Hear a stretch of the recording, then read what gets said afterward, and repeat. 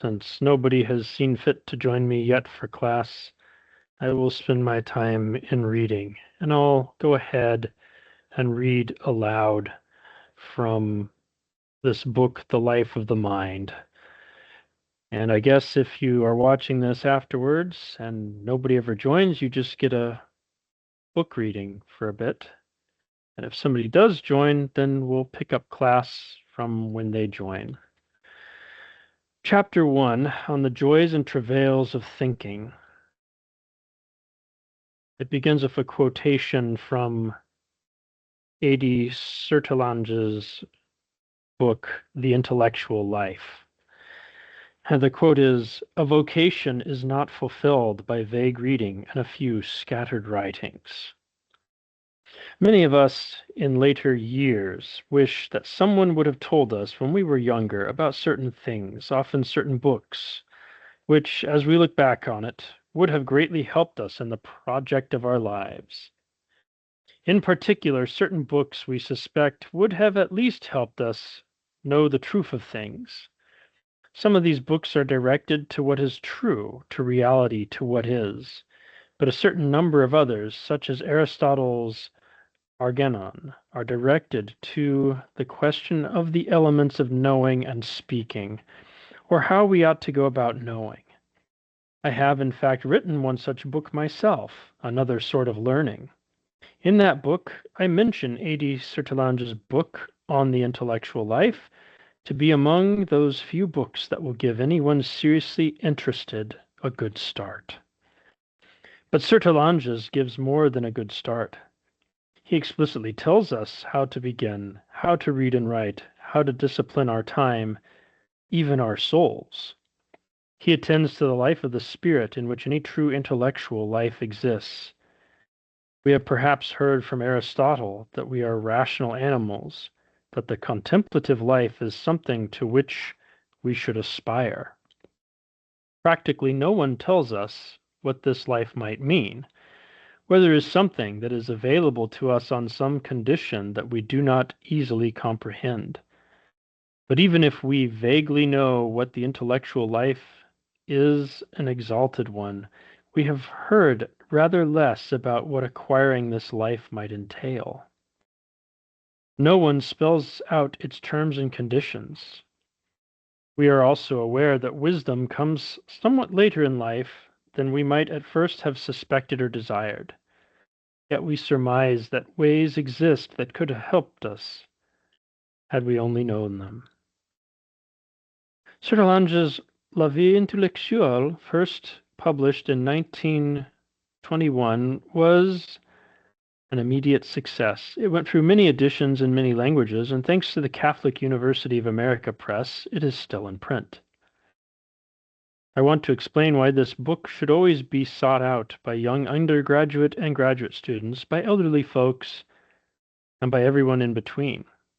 Every time I have used this book in a class, often when I teach St. Thomas Aquinas course, I have had undergraduate students tell me later that it was a book they remembered. It taught them much about how to maintain their intellectual curiosity in a practical, effective manner, not merely in college, but throughout their lives. Thus, at the beginning of this book, the best way I can go about my effort to talk about the life of the mind is to advise the reading of another book, not necessarily immediately, but still soon enough, a book with almost the same title, The Intellectual Life. In The Life of the Mind, it is all right, even exciting, if one book leads us to another, if one author leads us to a second one. At first sight, The Intellectual Life is a quaint book. At second sight, it is an utterly demanding book. Sertalange painstakingly tells us how to take notes, how to begin to write and publish, how to organize our notes, and behind them our thoughts, even our days. It seems quaint because we no longer use, as Sertalange did, pens or typewriters. We are grateful for the opportunity to use late model computers and printing processes that would have amazed him. But Sertalange's advice is just as pertinent and demanding for someone with a computer as it is for someone with a pencil. We need to recall that many of the greatest books and writings were initially put down on parchment or even stone. If we look at the total output of great thinkers like Aristotle or Augustine or Aquinas, it is difficult to imagine how they could have been more productive even if they had had a computer. Human mind and ingenuity evidently will find a way to record what is worth setting down. After all, what is important is what is true, not the mechanics of recording it. In the 1920s, Sertalanges himself was far better off technologically than was Aquinas, about whom Sertalanges wrote so well. Technological capacity, however useful, is not the same as intelligence. The truth alone is reason enough to look at Sertalanges' book, and through it at Aquinas, from whom also this present book derives so much. How did Aquinas ever do it, we wonder? It is highly doubtful, as I have said, that he would have written more or better if he had had the latest computer and research tools at his disposal. In fact, in some sense, such things may have been a hindrance, for St. Thomas Aquinas developed a great memory and an uncanny capacity to have at his fingertips the teachings of the great writers before his time, including Scripture. The wisdom took books and reading, of course, even for Aquinas. But he learned how to do these things. What Sertalanges teaches us is how, in our own way, to imitate the lessons imparted by the life of the great Dominican. How to lead a proper intellectual life, one suffused with honesty, prayer, diligent work, and, in the end, the delight of knowing. In reading Sertalanges' book, a first outside project that I now recommend, we cannot help feeling that he is letting us in on some of the secrets of Aquinas' vast productivity and keen insight. There are just so many hours in the day, week, or month. Sertalanges does not ask us all to give up our daily lives and devote ourselves full time to the intellectual life in the sense that St. Thomas Aquinas did. Rather, in his practical way, Sertalanges teaches us how to organize our lives so that we can acquire a solid beginning, hopefully when we are young, and spend the rest of our days building on this foundation. In brief, Sertalanges teaches us about habits, about discipline, productivity, and truth. He thinks that we can lead a truly intellectual life if we manage to keep 1 or 2 hours a day for serious pursuit of the higher things. He is not rigid or impractical here. Moreover, when stated merely in terms of hours or time, we tend to miss what Sertalanges is driving at. Any sort of learning in the beginning will have drudgery connected with it. We simply call it a kind of work. We need to come to a point where we begin to delight in what we are knowing, where we cannot wait to get back to our considerations or writings or thoughts on a given topic. Anything that is fascinating, Chesterton, whose own intellectual life seems as vibrant as anyone in modern times, remarked that there are no such things as uninteresting subjects, only uninterested people. This is one of those truths which is so obvious that we can hardly bear it, since it forces us to look first to ourselves for the cause of our boredom. A large part of this uninterestedness happens precisely because we have never learned how or why to see what is there. Sertalanges teaches us to examine our lives. He does not neglect to mention that moral faults, both serious and light ones,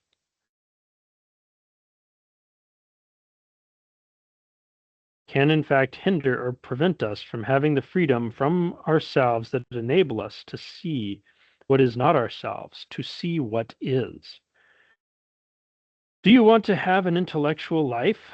Sertalanges asks in his introduction to the 1934 edition. Begin by creating within you a zone of silence. We live in a day and a world surrounded by noise, by a kind of strident unrest that fills our days and nights. We have so many things to distract us, even if sometimes we think they might educate us. Sertolanges is sure we have the time, but he is also sure we do not notice that we have the time because our lives appear to be busy and full. We find the time first by becoming interested, by longing to know. Sertolanges demands an examination of conscience both about our sins and about our use of time. An intellectual life, a contemplative life, is itself filled with activity, but activity that is purposeful, that wants to know and to know the truth. Those we often call intellectuals today are probably not exactly what Sertolanges had in mind when he talked about the intellectual life. Intellectuals as a class, as Paul Johnson wrote in his book, The Intellectuals, may well devise their theories and explanations precisely as products of or justifications for their own moral disorders. They are the modern day versions of the sophists Plato criticized so much for not taking a stand on the truth of things. We should never forget that an intellectual life can be a dangerous life. The greatest of vices stem not from the flesh, but from the spirit, as Augustine said. The brightest of the angels was the fallen angel. These sober considerations explain why I like this little book by Sertolanges, why I take the trouble to talk about it at the beginning of this book. He does not hesitate to warn us of the intimate relation between our knowing the truth and the ordering of our souls to the good. The intellectual life can be and often is a perilous life, but that is no reason to deny its glory.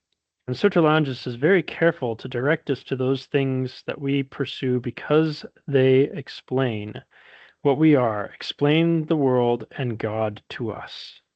A first step in having a life of the mind is to know that other minds have had lives which they explain to us, if we would listen. When we pick up Sertolanges' book, we will be surprised, no doubt, by its detailed practicality. It is not totally unlike Fowler's modern English usage or Strunk and White's elements of style. In another sense, this is a handbook, a step-by-step direction of what to do first, what next. We are tempted to begin and to think that the intellectual life is some gigantic insight that comes to us one fine morning while we are shaving or making breakfast. Sertolanges does not deny that some insight can come this way, but the normal course of things requires us habitually to pursue the truth, to know, to be curious about reality. The intellectual life, moreover, is not primarily for academic professionals, though it will harm not a single one of them.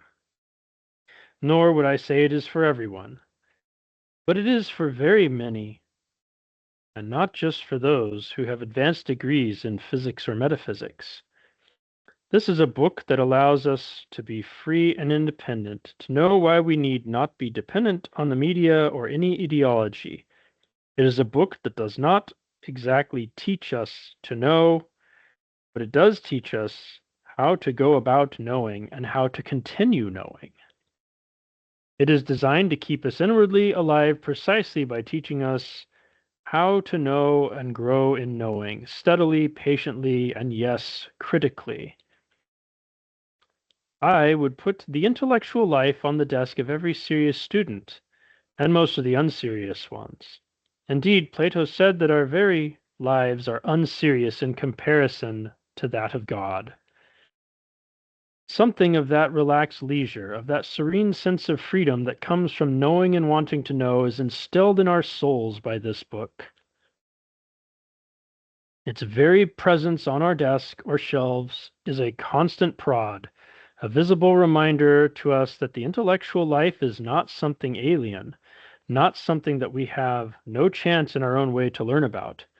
We should read through this classic book, making its teachings ours after our own manner. adapting what Sertalanges suggests to our own computer habits, to our own books, to our own hours of the day or night should be no problem. The book will have an abiding, concrete effect on our lives. If we follow its precepts, it will make us alive in that inner, curious, delightful way connoted by the words in its magnificent title, The Intellectual Life. I see no reason for settling for anything less. The great French Dominican still teaches us how to learn, but only if we are free enough to let him teach us, only if we are free enough to want to know.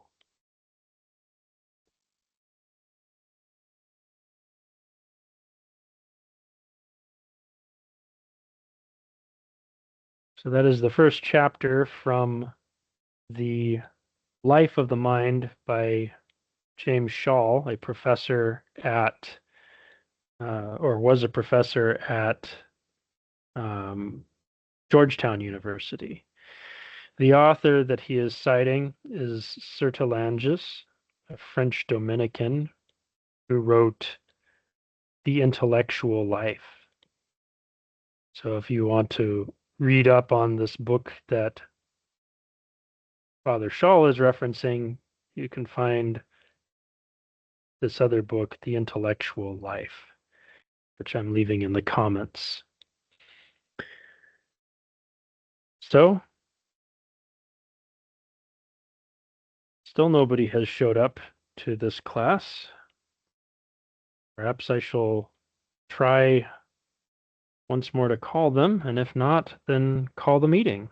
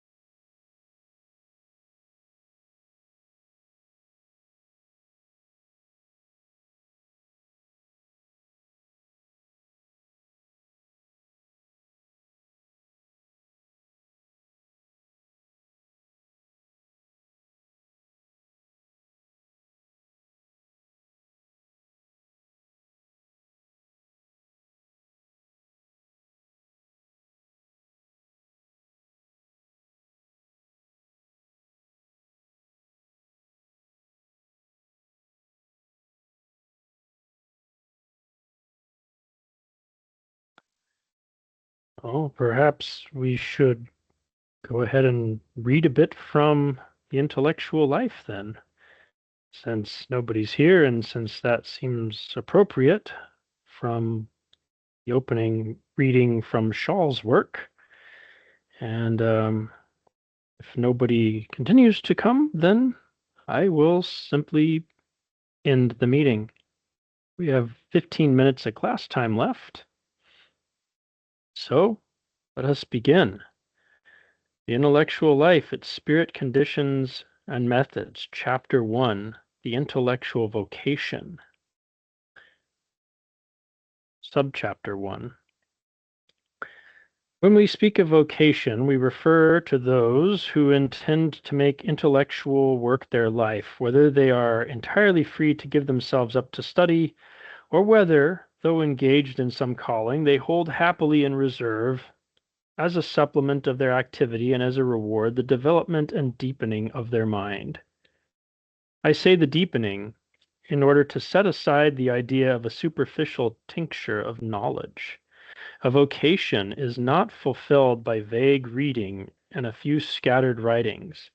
It requires penetration and continuity and methodical effort, so as to attain a fullness of development which will correspond to the call of the Spirit and to the resources that it has pleased Him to bestow upon us.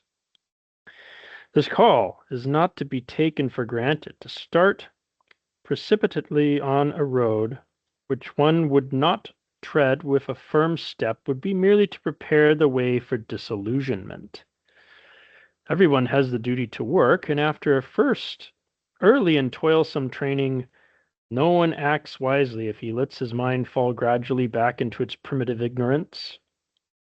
But the effortless maintenance of what one has acquired is one thing, and it is quite another to consolidate from the foundations upwards a sum of knowledge recognized as merely provisional, seen to be simply and solely a starting point. This second state of mind is that of one who has the vocation. It implies a serious resolution. The life of study is austere and imposes grave obligations. It pays richly, but it exacts an initial outlay that few are capable of. The athletes of the mind, like those of the playing field, must be prepared for privations, long training, a sometimes superhuman tenacity. We must give ourselves from the heart, if truth is to give itself to us. Truth serves only its slaves.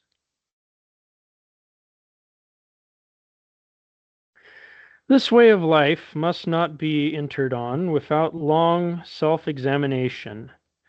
The intellectual vocation is like every other.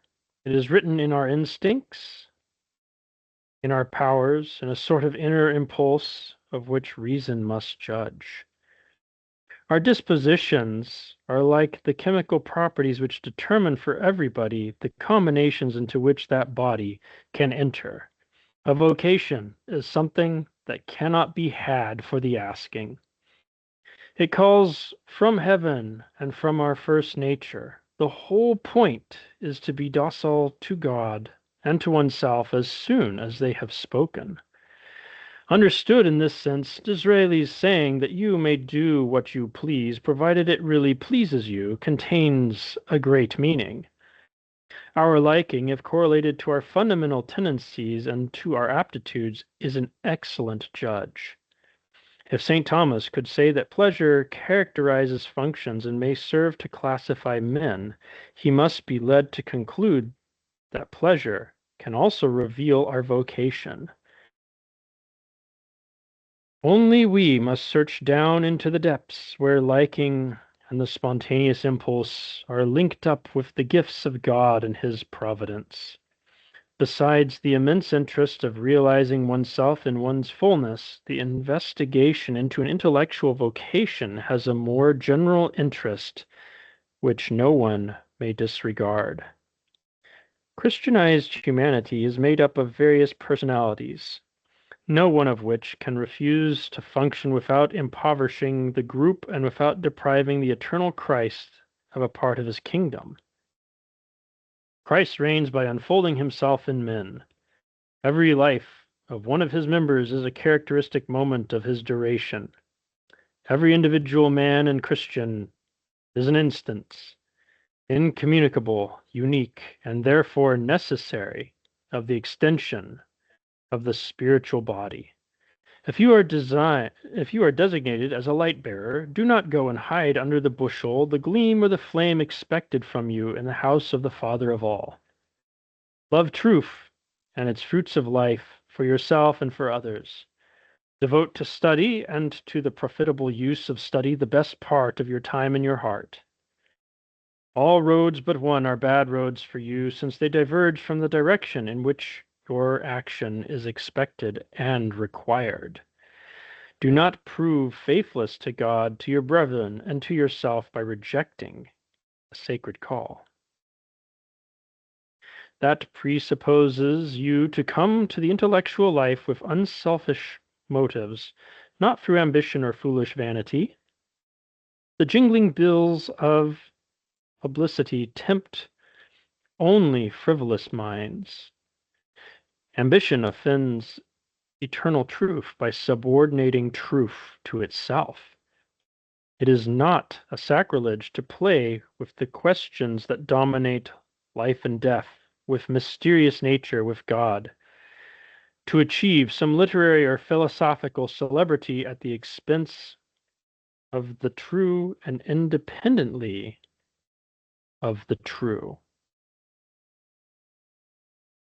Such aims, and especially the first mentioned, should not sustain the seeker.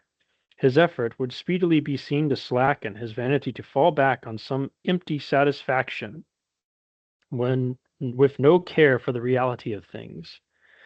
But it presupposes also that the acceptance of the end you add to the acceptance of the means. Otherwise, there would be no real obedience to your vocation.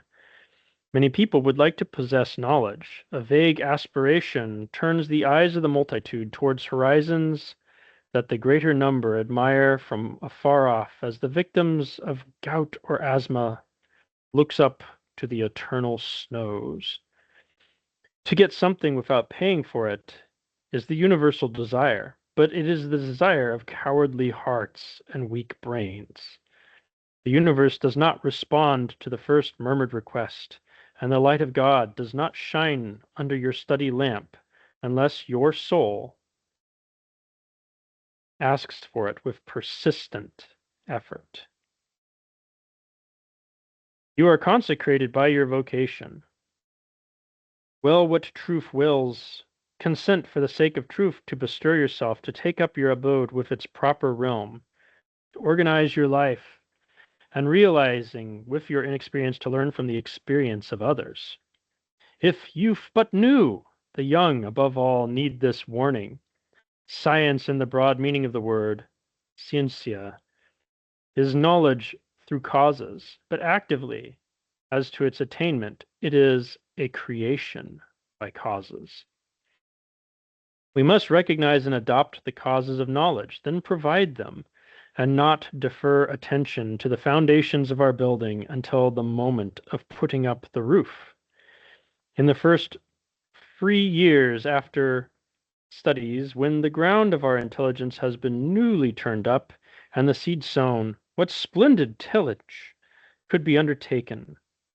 That is the time that will never come again, the time we shall have to live on by and by.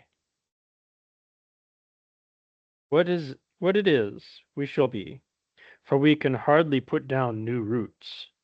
The future is always the heir of the past. The penalty for neglecting at the right time to prepare it is to live on the surface of things. Let each one think that, while thinking, may be some avail.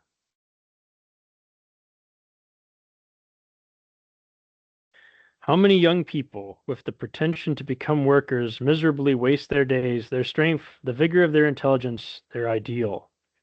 Either they do not work, there is time enough, or they work badly, capriciously, without knowing what they are, nor where they want to go, nor how to get there.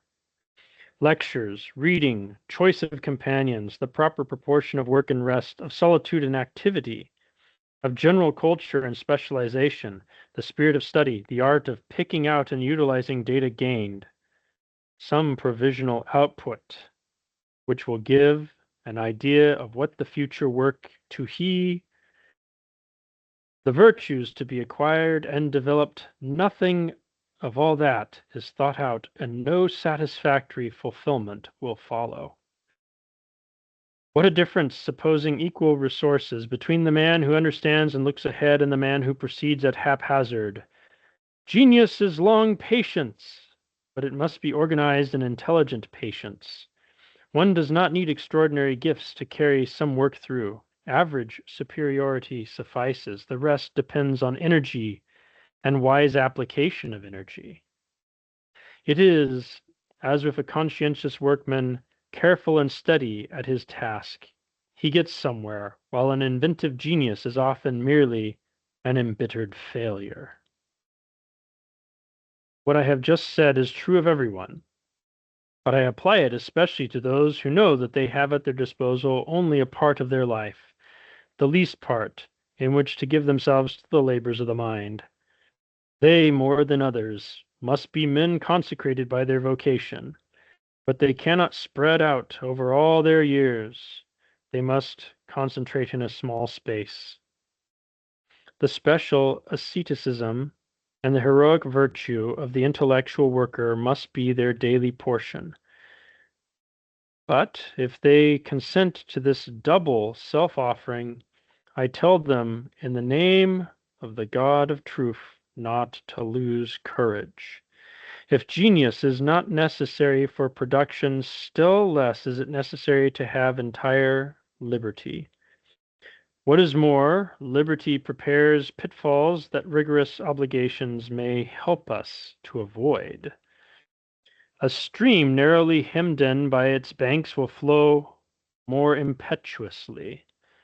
The discipline of some occupation is an excellent school. It bears fruit in the hours of studious labor.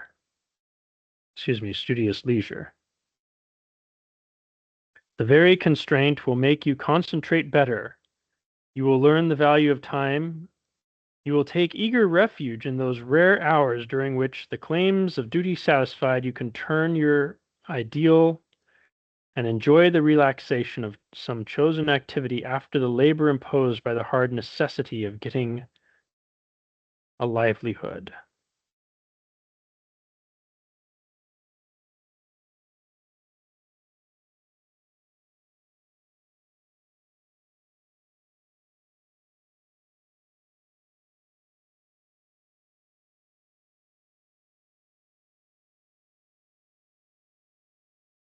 The worker who thus finds in a fresh effort the reward of previous effort, who prizes it as a miser prizes his hoard, is usually passionately devoted to his ideal. He cannot be turned aside from a purpose thus consecrated by sacrifice.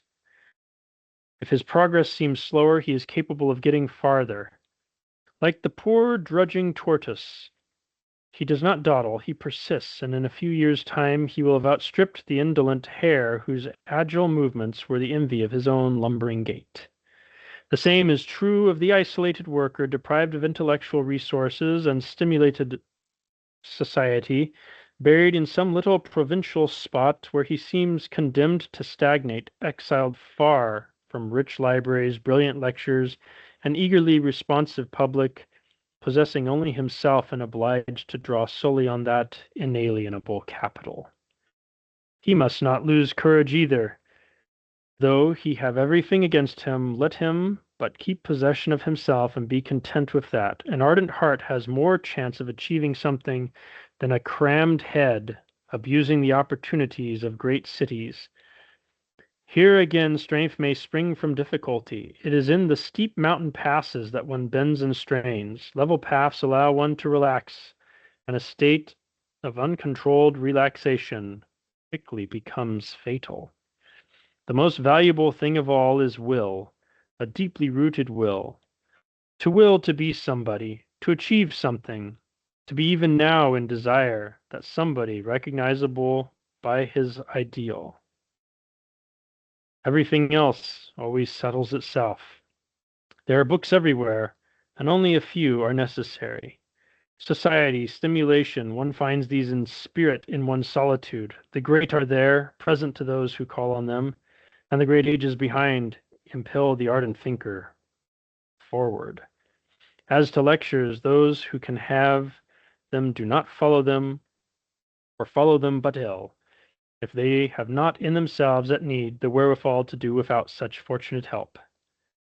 As to the public, if it sometimes stimulates, it often disturbs, scatters the mind, and by going to pick up 2 pennies in the street you may lose a fortune.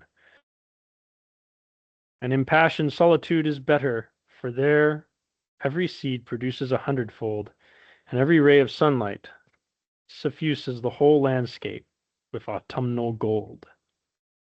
St. Thomas of Aquin, as he was coming to settle in Paris and descried the great city in the distance, said to the brother who was with him, "Brother, I would give all that for the commentary of Chrysostom on St. Matthew." When one feels like that, it does not matter where one is, nor what resources one has. One is stamped with the seal.